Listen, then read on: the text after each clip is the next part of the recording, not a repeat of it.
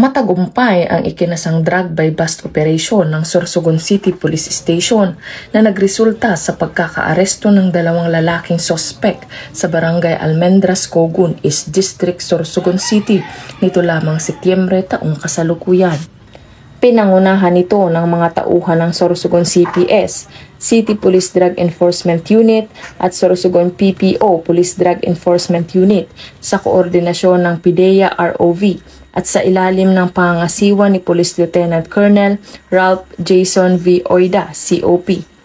Ayon sa ulat, nahuli ang dalawang sospek matapos magbenta ng isang heat-sealed transparent plastic sachet na naglalaman ng pinaghihinalaang marijuana sa isang police for sure buyer kapalit ng 2,500 piso. Kinilala ang mga sospek sa alias Ray, 29 taong gulang, may kinakasama, at si alias John, 32 taong gulang, may kinakasama, at parehong newly identified drug personality.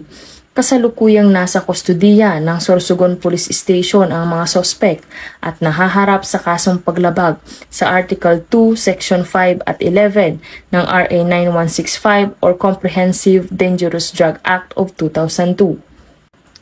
Patunay lamang na ang Sorsogon PNP ay patuloy sa pagpapatupad ng kanilang sinumpaang tungkulin na ipatupad ang batas at paigtingin ang kampanya kontra ilegal na droga.